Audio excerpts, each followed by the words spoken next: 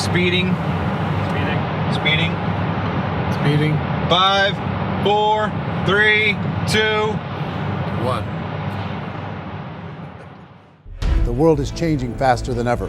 What used to take decades is now taking years or even months. What you see right now is the illusion that people have had for many decades about the workplace being this secure place to work the rest of your life. For the first time in the history of our nation, our children will not do as well as us. We've seen our friends get laid off, we've been laid off, we've had our pay cut. People are overworked and underpaid. They seem to have less time and less freedom. They live under constant pressure. This is going to be forced. And so even if your employer loves you, they may have to cut you. There's something wrong that on Monday morning, the heart attack rate increases by 35%. Technology is accelerating, job security is declining. It just doesn't seem like the old models of making a living are as reliable as they used to be. Every aspect of our lives, there's a better way out there, but we're still doing it the old way. We live in the greatest country on the planet, and there are a lot of people sitting around complaining and being cynical. Like everyone's whining about this old model, and I'm like, why don't you leave it? Look at all this over here. Look at all this opportunity. Since so much of our lives revolve around our work and the way we make our living, many people are thinking there just has to be a better way. The biggest challenge facing our world today is not making money, is what are we going to do with all the displaced, unemployed people? People are afraid that they're going to make the wrong decision. People are afraid of the unknown. People are afraid that maybe I don't have the skills. Hey, sports fans. Industrial age is over. It's dead. It's dying. That's why going to school to get a job is an obsolete idea. A steady paycheck is an industrial age idea.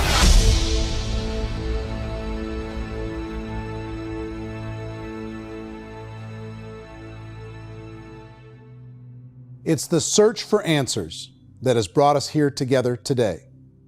My name is Eric Worre, and for almost 30 years I've been an entrepreneur, struggling at times, but ultimately succeeding. As a best-selling author, speaker, and business owner, I've spent my entire career helping millions of people around the world to become entrepreneurs. And I believe strongly that there is, in fact, a better way when it comes to how we make a living. The career landscape has changed dramatically, and many are still working in a model that is completely out of date. What worked for previous generations isn't working as well for people today. In this film, we're going to explore 3 important questions. First, what's really going on in our working world today? Second, in this new economy, is it better to become an entrepreneur, or is it safer to work for someone else? And third, if a person decides to become an entrepreneur and start their own business, how can they do it without taking on massive risk? To help in this journey, I've brought together some of the greatest experts and thought leaders in the field of entrepreneurship to share the real facts with you. My intention is to give you new information that will allow you to make choices that are not limited by an old, outdated model. Let's start by understanding what's going on in our working world today.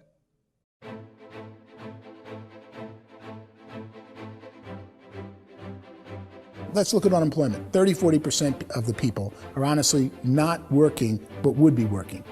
What our government does is if you haven't found a job in 6 months, we don't call you unemployed. We pretend you dropped out of the labor force. I've often said that unemployment, particularly structural unemployment, that's unemployment due to technological changes, is the first sign of economic growth. Think of it, 10 people live on an island. They go out every day and fish. One day, new technology shows up. A missionary brings them a net. Now, using the net, one pilots the boat, one throws the net. 2 fishermen can do all the work 10 used to. That's a 500% increase in productivity, 2 doing the work of 10, in one day. You don't have to learn a lot to learn how to throw a net instead of throw a fishing line. The island's got a big problem, 80% unemployment. But the island still has all the wealth of the fish because the 2 people produce as much fish as 10 did. Now, of course, looking back in history, these changes used to take thousands of years. And during that time, we went into farming and transportation. Some of us became doctors and some teachers and lawyers, and we developed all these new professions and new manufacturing jobs. Today, these changes are occurring literally in one day when a new technological advance occurs, and we don't have the social structures to deal with it or to retrain the unemployed people. So one of the things that I think is interesting as I travel across the country and really travel around the world is the way that we work and the way we get paid for work is changing pretty dramatically. On a global basis, everything is being turned upside down because of the rapidly advancing technologies. They are eliminating many jobs, and we have been left with many people not prepared for the jobs that exist. A lot of demand in public companies was to squeeze out all the fat and to get just as much margin as we possibly could, and fat equals humans. So this idea of job security in information age is so obsolete, but it's still taught inside our school system. And that's where the problem starts. There's no financial education in the school system, and people are still trained to be employees who work for that paycheck. This is a chart on the middle class. What's happening in the middle class, those that went to school, their incomes have been coming down for years. And parents still say to their kids, go to school, get a job. Now what happens to all those middle class people who are dropping off the ends of the chart? Well, they become what's called working poor. And this is what happens to working poor. But they say poverty is ending. Well, poverty may be ending, but working poverty is going up. And this is food stamp usage. So food stamp usage in America is going through the roof right now because people cannot earn what they call a living wage. Most people have experienced financial pressures that I think are probably greater than they have been in the past. If you're not working for yourself, then it's going to be a pretty hard road for a lot of people. Today, if you're going to control your future, the 40-40 plan is gone, where you can graduate from college and get a job and work for 40 hours a week for 40 years. That day is gone. So some of these charts actually tell you what's going on. And this is a really interesting one, you know. People are going back to school because if I go back to school, I'll get a nice job. But this is what's happening to, it's called Sallie Mae, which is the student loan guys. Student loan is going through the roof. It's now over $1 trillion, and student loan debt is worse than credit card debt. So when people stopped using credit card, the government got people into student loan debt. And the problem with student loan debt is you can never be forgiven. See, with credit card debt, you can declare bankruptcy and all's forgiven. But student loan debt, you can declare bankruptcy, you still owe it. It's the worst of all debt. But this is the next picture. Look at this chart here. This is what's happening to wages of college graduates.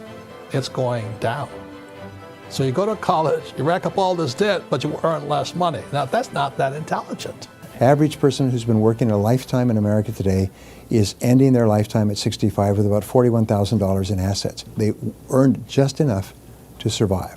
I think in the United States we have something like 17 trillion in debt. That's just the federal government debt. We got another 2 in municipal and in other, let's call it almost 20 trillion government. We've got 40 trillion in private debt. That comes up to close to 60 trillion. When you then add something we never had before, what you were talking about, when we look at the unfunded portion of Social Security and primarily Medicare, Medicaid, that, at the most conservative estimates from outside firms, Kleiner Perkins, 67 trillion and growing. That's more than all our other debt.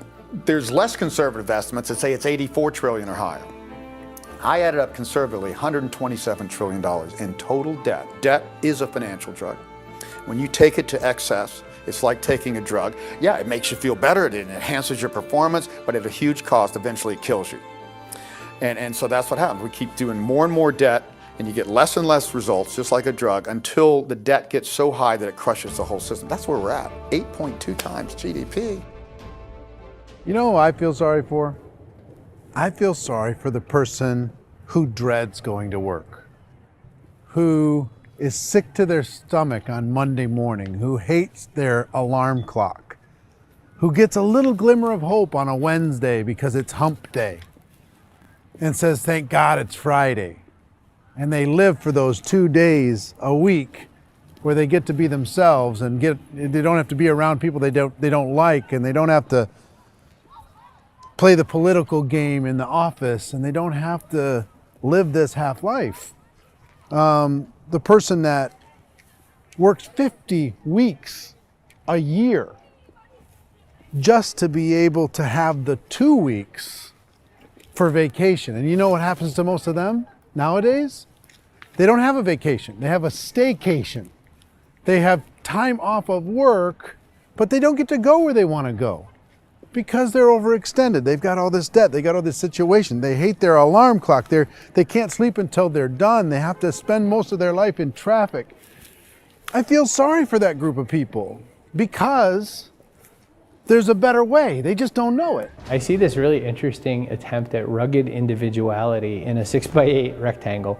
And I feel like you're all the same, except for the little push pins of the pictures. There's different pictures. Yours is named Jenny and his is named Sujara, but it's the same people. And this is how they are, and they're just like the zombies, and there's no joy in there, there's no fun. There's always like the wacky woman who decorates her cubicle, and that's the most she can do there. You got to give her credits, right? The wacky cubicle woman. The basis for their life is worry.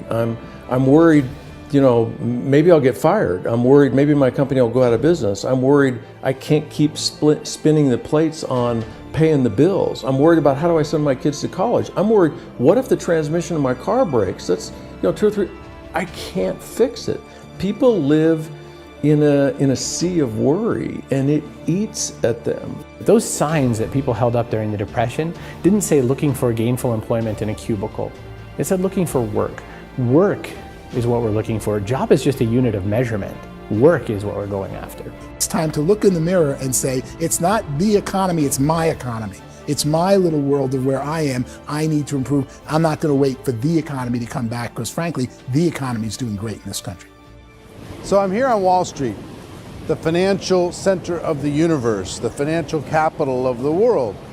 This is where most people's money goes to at least be held for a time, right? With interest rates in banks being effectively zero, and many experts are predicting it's going to stay at zero for the next 10, 20, even 30 years, people feel like they don't have any choice but to put their future into equities, to put their future into the hands of other people on this stock market, and hope that the stock market goes up, hope that the stocks that their advisors pick or that they pick goes up. That's one way to go, I guess. It's my personal belief that if you put your future into the hands of yourself, in other words, you have earning power by yourself, I think you're a better investment than these guys. I think controlling your future is a better option than handing over your retirement to these guys. The average household income in the United States is approximately $50,000 a year, what they call the middle class. To reach the top 25% of income earners, you'd need to earn at least $90,000 a year. To reach the top 10% would be a household income of $140,000, the top 5%, $190,000, and to be in the top 1%, you'd need a combined household income of at least $380,000 a year. So here's the question. What do you think would give you the best chance to move up and get to the top 10%, the top 5%, the top 1% or beyond? In my opinion, and in the opinion of many, many experts, the answer is to become an entrepreneur, to become your own boss.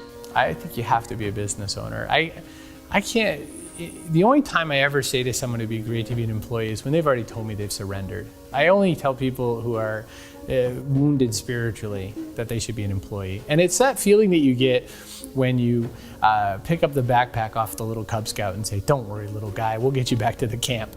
You know, it is in no way a kindness when I tell someone they'd be a great employee. The other status symbol really increasingly is lifestyle. And people who can own their own business, maybe even work out of their house, that I tell you, people admire that, like, gosh, I wish I could do that. The spirit of the entrepreneur is to be a risk taker and to be resourceful and unstoppable and to have a vision of yourself beyond where you are and not willing to settle for life as it is. You think about the great entrepreneurs, they're visionary, they have heart, they're willing to do today what others won't so they can do tomorrow what others can't. Personally, I don't think of the new economy, the old economy. I create my own economy.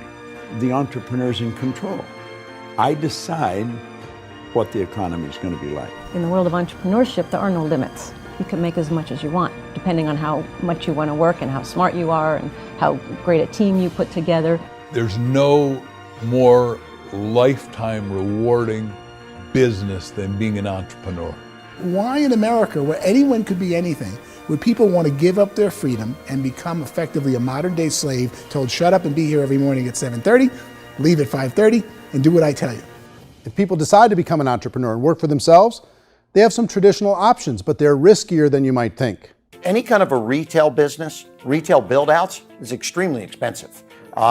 Even just these small little yogurt stores where they're putting little yogurt machines and you get all the different flavors, you're spending $200,000, $300,000, $400,000 to open a yogurt shop. I would love to buy a Dunkin' Donuts, but it's a $500,000 or so to start.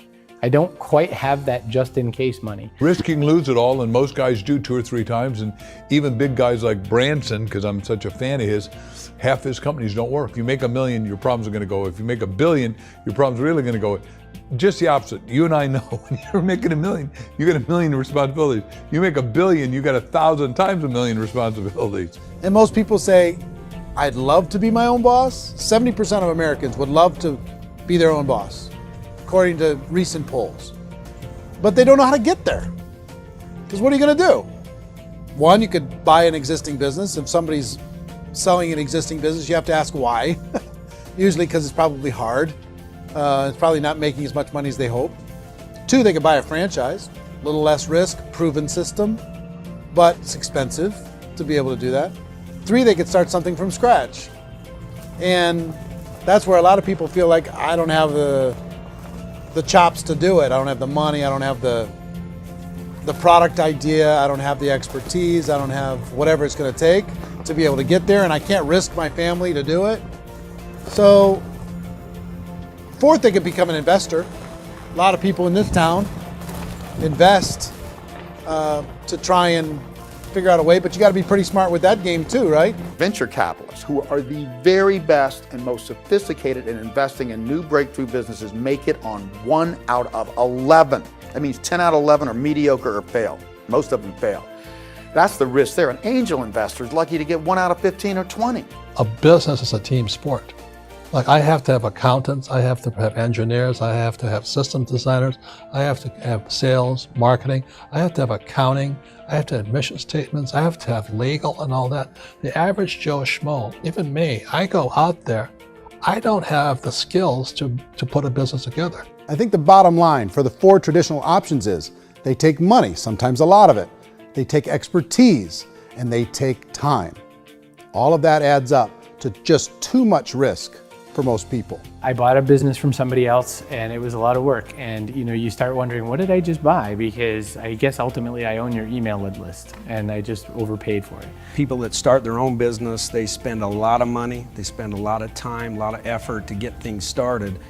And the more you invest on the upfront, the harder you typically work at it. Well, I can tell you what the success rate is of a restaurant. What is it? They're crazy enough. About 90% of them fail.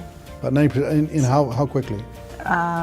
Year or less. Wow. And if we're talking non-franchise, we're talking franchise, Sure. That's totally different. Yeah. But our students aren't getting franchise restaurants. You gotta invest big money. Exactly. And with someone like McDonald's, you've had to work with the company for a long period of time, really know the To even have a business. chance at investing $1 million. Have a chance, and it's a slim chance. What if there was a way that you had all the proven aspects, the comfort aspects, and you could still control your own life?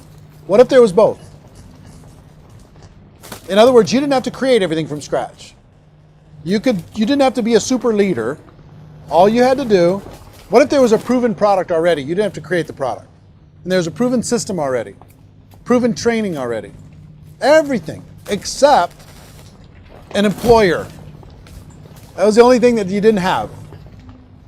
Do you think more people would be open to working for themselves in that environment?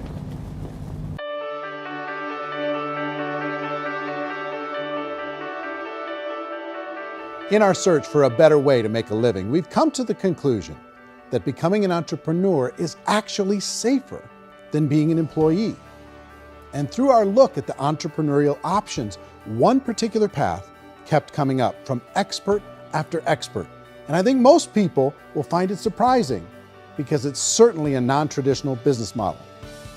That model is for people to start their own business and become an entrepreneur through the creation of a network marketing business. Some people call it direct selling because the product is being sold directly from the manufacturer to the end consumer, cutting out the middlemen. Other people call it multi-level marketing, or MLM, because there are multiple levels of commissions paid. The most common term today is network marketing, because network marketing best describes using a large group of independent distributors, independent entrepreneurs, to move a product or service more efficiently. So my friend here, Donald Trump, and I, we always write about the network marketing industry. And the reason we support the network marketing industry is because it really is a business school for entrepreneurs. Because most people come out of school looking for a paycheck. Oh, that's terrible. I would go into network marketing like that.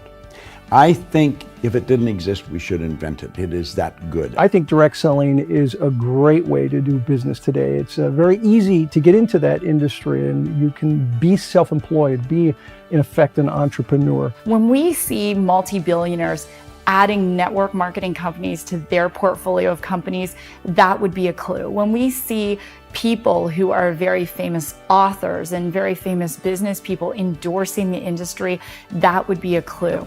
These network marketing companies aren't $50 million companies, they're billions and billions of dollars. They lead the stock market, they're major companies. When we're going to get it? You know, and you're going to school to work for a paycheck, but if you want to be rich, be an entrepreneur, and network marketing gives you the spirit to be an entrepreneur. A traditional company will spend up to 50% of their total revenue on marketing. Network marketing companies use a different approach. Instead of having all that extensive marketing expense, they utilize a network of independent distributors to do the marketing for them. Now, why do they do this? First, because word-of-mouth advertising is so much more effective today than traditional media advertising. Second, some products need to be explained or demonstrated, and an independent salesperson can do that more effectively than an ad campaign. Third, it's completely efficient. The company only pays for the marketing of their product if a sale happens and not before. Imagine if Amazon allowed you to become an independent distributor and paid out 40% of its revenue to that distributor group. All you had to do as a distributor was recommend a product, and if a person bought it on Amazon, Amazon would take care of all the logistics, and you'd get paid for bringing the customer. Now imagine you got paid for every purchase that customer made for the rest of their lives. Well, Amazon doesn't offer this option, but network marketing companies do. 85% of all buying decisions in our society are made as a result of word of mouth or reputation.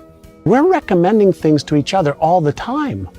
You know, who's your dentist? Who's your doctor? Who's your lawyer? What detergent, are you using? What legal system are you using? What product are you using? We're talking to each other about the things that we love anyway. When you go into a big box retailer, you're lucky if the clerk looks you in the eye, much less gives you any detailed or accurate information about what you're purchasing.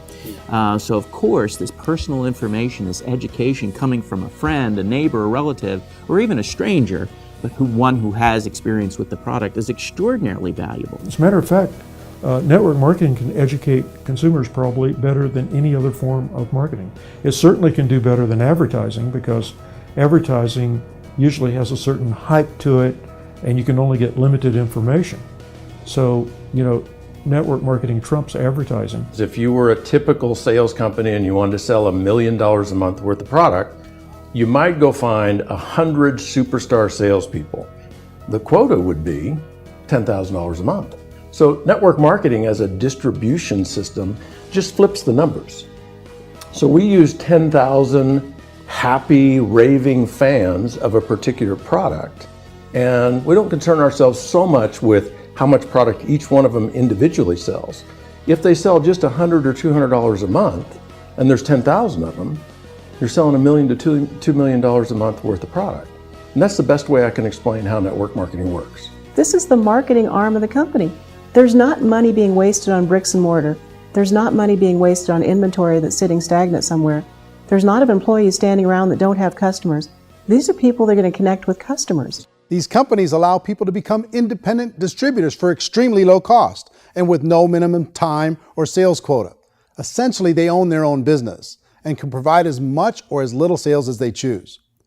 In other words, the distributor gets all the benefits of traditional business ownership without the risk. The advantage of network marketing is the ease of entry, the low risk, and the low startup cost, because almost everything else has very high risk. You can get in for a minimal investment. You're buying into a system that's already been proven, products or services that have been proven to work. The keys to network marketing is providing an opportunity for the masses to get involved, providing an opportunity for the average person who doesn't have the resources to start their own business. All of this so far is fairly straightforward, but network marketing offers another benefit, and it's this benefit that makes it so interesting for entrepreneurs.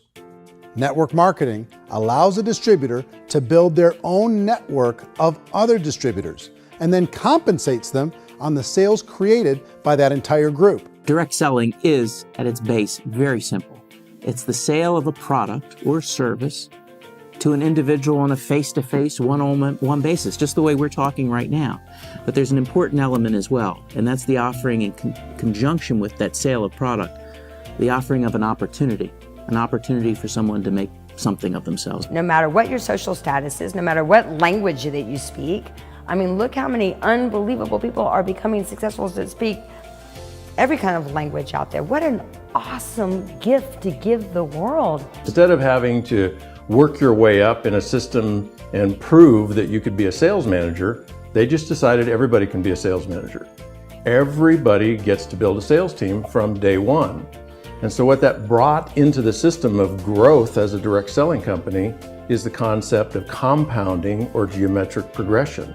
Because now you can actually grow sales force very quickly because everybody is enrolling people in their own sales force. People who are like, oh, this is weird, I'm building a sales team, or what do you think you do at a regular company? How do you think a regular company works? Network marketing is the only industry that doesn't say your past determines your future. It looks at your past and says, okay, now what can we train you to do so you can have a great future? Every other employer out there wants to exploit you for what you already know, not teach you something new. Network marketing has the potential to save the United States and the world because it's going to teach people not to be employees, but to be entrepreneurs.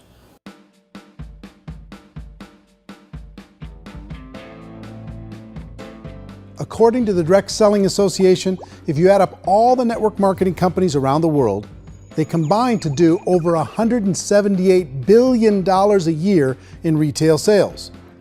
To give you an idea of how big that really is, the NFL, the National Football League, does approximately $9 billion a year. The music industry does a little more than $16 billion a year, and the movie industry does about $80 billion a year. Using a conservative average, network marketing companies pay their distributors about 40% of that $178 billion in the form of commissions, which adds up to more than $71 billion a year. That's almost $6 billion a month. It's almost $200 million in commissions every single day.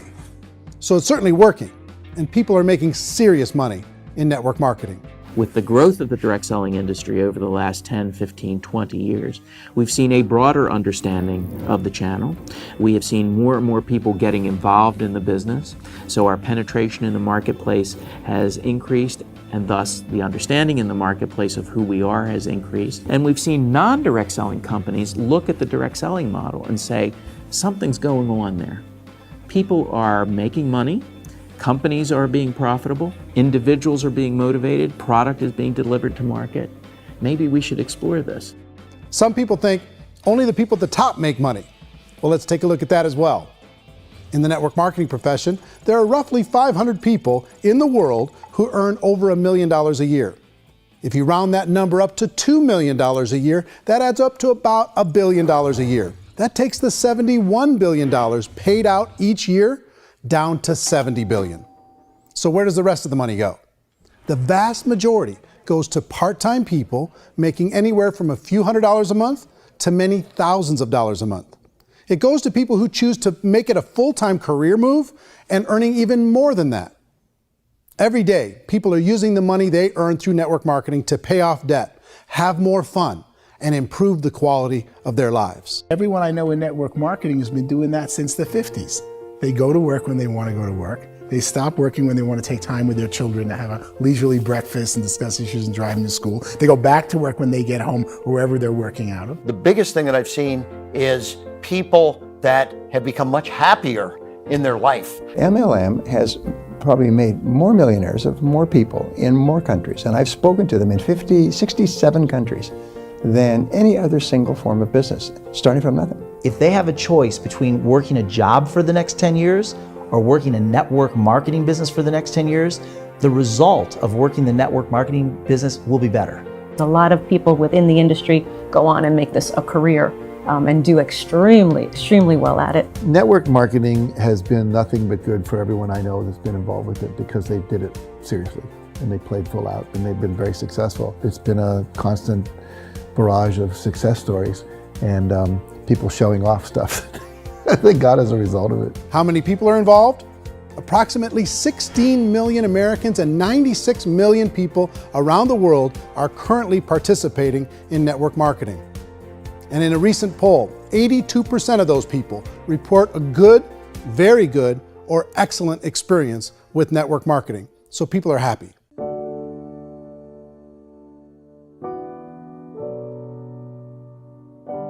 So I've taken a look at the network marketing profession and really tried to understand why so many people are confused as to the validity of this as a business.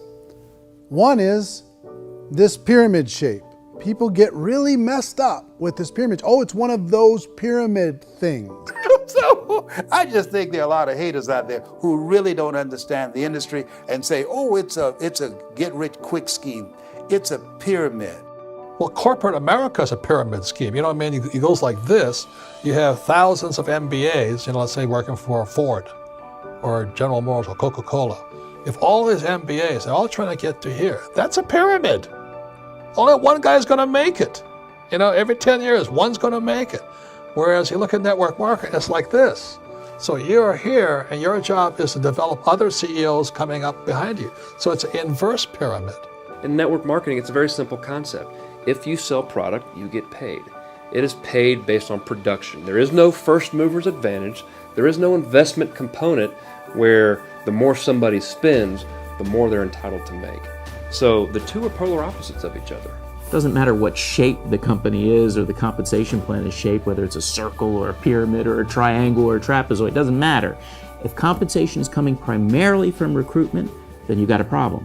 On the other hand, if an operation is basing their compensation to participants on the basis of sales, even when those sales are generated by people you've recruited, well, then you're a perfectly legitimate enterprise. That's the legal test, it's the practical test. Another issue that's been true in the past that is no longer true now is people used to be in network marketing loaded up with products that they couldn't sell and they ended up a loser. They ended up with a bunch of product in their garage, they ended up with a bunch of products sitting in their kitchen shelves or whatever, and they thought they could sell it and then they weren't willing to or able to sell it and they ended up with a bunch of stuff and they were bitter about it. There was this thing called front loading where you had to buy if you bought $25,000 worth of product, you got better commissions and all this. Today, it's almost all done by computer. It's direct mail, comes from a warehouse somewhere else. You don't have to have all this inventory. You don't have to stock up. It's a paperless world now. Most of it's done online. You have a back office. It really works. And I mean, the technology has changed everything. Third issue is people start talking about 99% of people in network marketing don't make any money. Well, we've talked about that over the course of this journey together. Almost $200 million a day is being paid out to network marketing distributors around the world. The naysayers, the people who say that it doesn't work, are usually the ones who just don't know how to make it work for themselves. And so they're giving you an opinion, and I tell people, don't confuse people's opinions with expertise, because opinions are free. And don't confuse sincerity with the truth, because people can be sincerely wrong. But here's the reality inside of network marketing. The vast majority of people that get involved in network marketing just become customers, and they get involved to be able to purchase product at a lower price. If you take Costco as an example, if a person goes into Costco and gets a membership to Costco so they can get a lower price on the product, we don't call that person a loser because they have a bunch of product that they walked out with a smile on their face. Yet when some people want to take a look at network marketing, they say, well, those people, they're just using the product and they aren't earning an income, so they must be a loser. They're not a loser, they're a happy customer. That's the vast majority of people that are involved in network marketing. Now, a smaller percentage of those people decide to go build a business. They earn $300 a month, $500 a month, $1,000, $2,000. That's the bulk of earnings in network marketing. And then there's the few that really decide to take it serious, really decide to build a large network, really work to make that network very, very productive. And those people make huge amounts of money and there's no cap.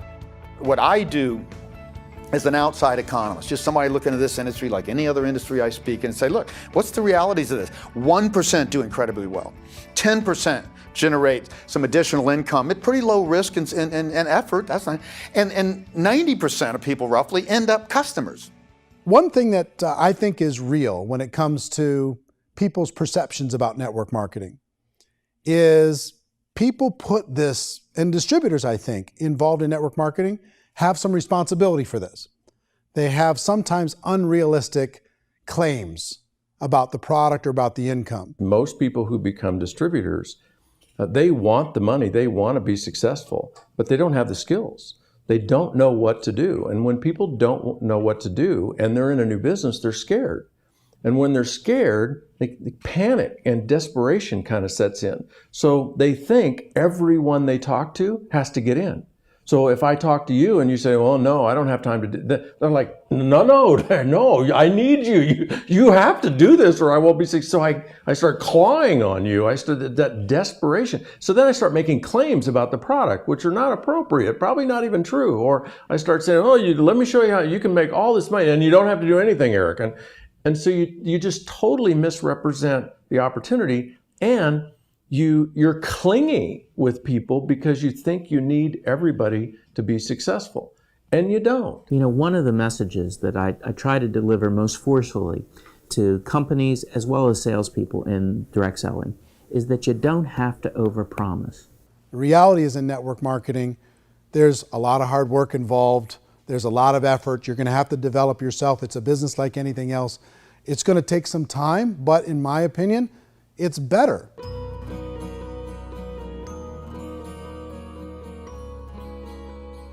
It's light years better for people starting today than it was even 5 years ago. I think it's more widely accepted now, and people understand it is a business. It is being an entrepreneur. It is being a business owner. Our belief system is based upon our evaluation of something. And frequently, if we reevaluate a situation, our belief about that situation will change. The industry has changed and it's grown up. It's totally transformed. You've got young people today that have grown up with social media, and they understand networks. They understand how people are connected through technology, and they understand how money flows through those networks. So when they see network marketing, they don't see it the way their parents saw it. And we've all learned, the larger industry that you represent, has all learned from those mistakes and flaws and errors that have happened early on. Early algorithms didn't work the right way. That's all fixed. It's like when they design a computer program, they design the program, then they run it, and then they go back through and they debug it. The MLM industry has been debugged. This is the day of being virtual, being able to run a business from your mobile phone. I mean, it's incredible. Companies are getting smarter. They're implementing more consumer protections. They're implementing more compliance training. They're doing more with respect to product research. If you do get involved and you make purchases of inventory, even on a voluntary basis, if you decide that this business is not for you, you can leave and have that inventory repurchased by the company. There's no other business that offers that kind of protection on a voluntary, self-regulatory basis.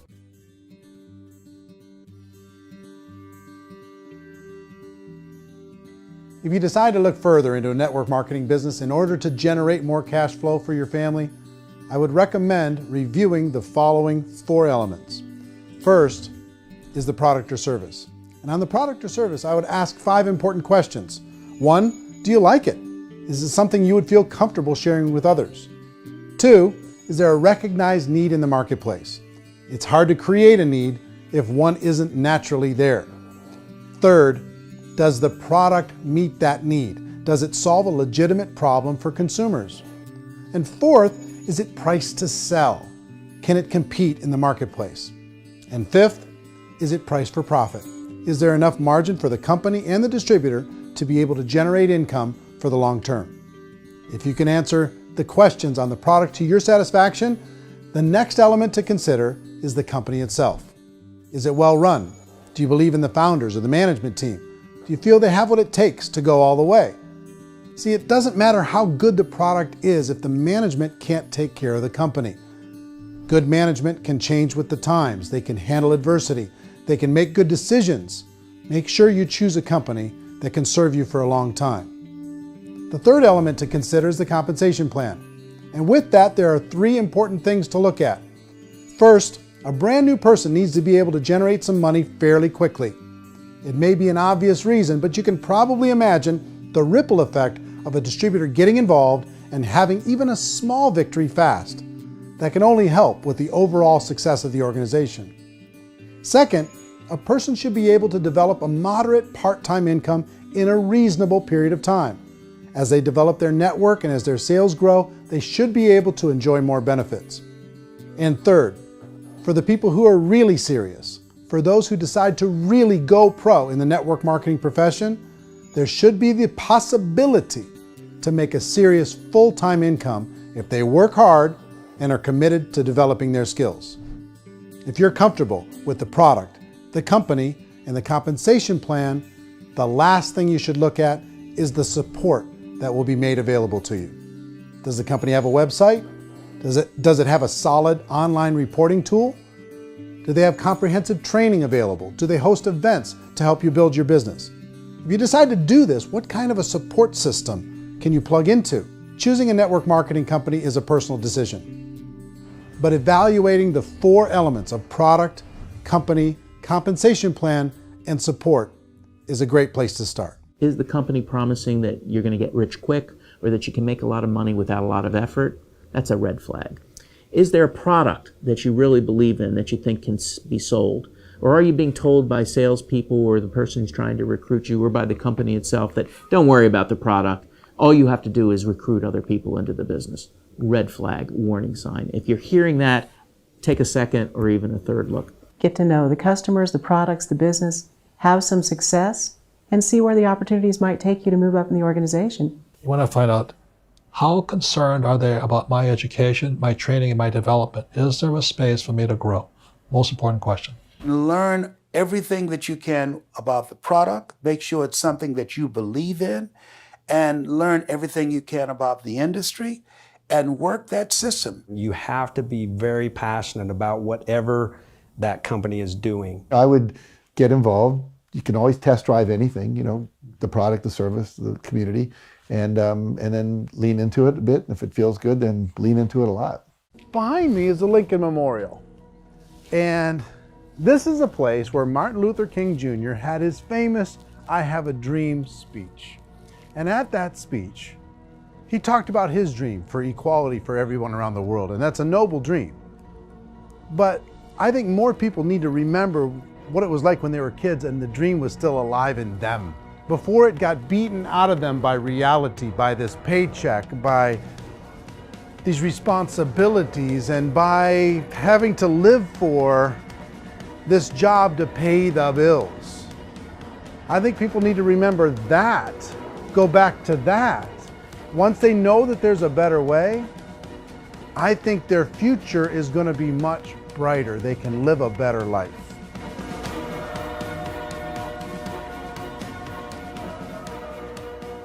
So if you're considering getting involved in a network marketing company, let me offer you just a few pieces of advice. First, network marketing isn't perfect. It's emotional, it's challenging. Like any entrepreneurial venture, it can have its up days and its down days. But if you have an entrepreneurial bone in your body, it's just better. Second, if you're gonna do it, decide to be professional. Decide to go pro. It's better to do that than just be this amateur sticking your toe in the water. Third, as any professional, you're gonna have to learn some new skills. And I promise you, inside of the network marketing profession, they're not too difficult to learn. Fourth, like anything worthwhile, it's gonna take some time. Don't expect that you're gonna get to the finish line right out of the gate. And fifth, it's worth it. It's worth it. to be able to take charge of your life again. It's worth it to be able to control your own financial situation. It's worth it for the people you're going to be able to spend time with. It's worth it for the things you're going to be able to see and the experiences you're going to be able to experience.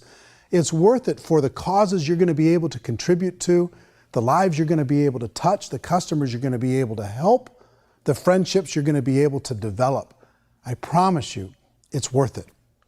Remember, most people are searching for answers just like you are. But I do have to tell you the catch to network marketing. If there is a catch, if you want to understand this from an emotional point of view, people say, well, it sounds too good to be true. It's not, it's hard work. But here's the catch. Most people still don't understand it.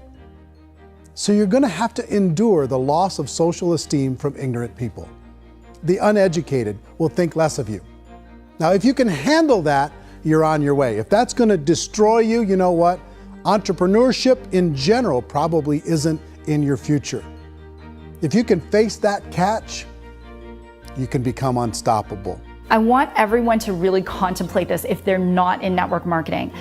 You're in a job, you probably have a mortgage, you have rent, you have debt, whatever's going on. You're in a prison. You work just hard enough to keep them from firing you, and they pay you just enough to keep you from quitting. Come on! I've been there, done that, and bought that t-shirt. In network marketing, if you run into failure, it's really just a homework lesson for yourself. There's no one to blame. You really have no excuse not to be successful. You just don't. People don't want to hear that, but there's so much available to you. If you want to be a good network marketer, be a student to the people above you, be a fellow traveler to the people on the same level, and be a teacher to those below, and know when it's appropriate to do which.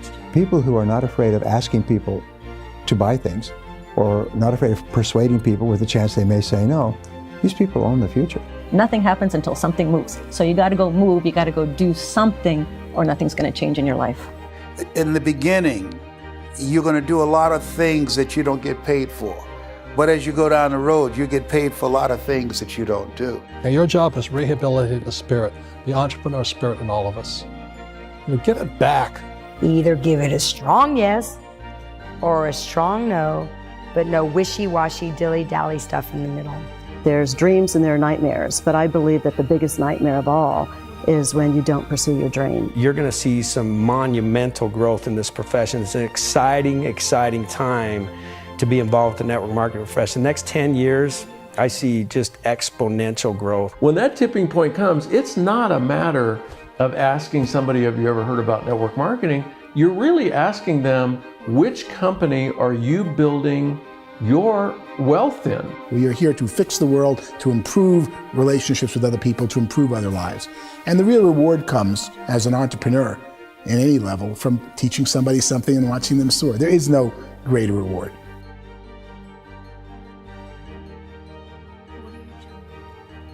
Life's too short to spend it living someone else's dream instead of your own. It's too short to spend it living at a fraction of your potential. Can being an entrepreneur be a challenge at times? Sure. But here's what you get in exchange. It can be yours. Something that you built, something that you created, something that you made happen. This balloon represents your dream. It represents entrepreneurship. My wish for all of you is that you would reach out and grab it.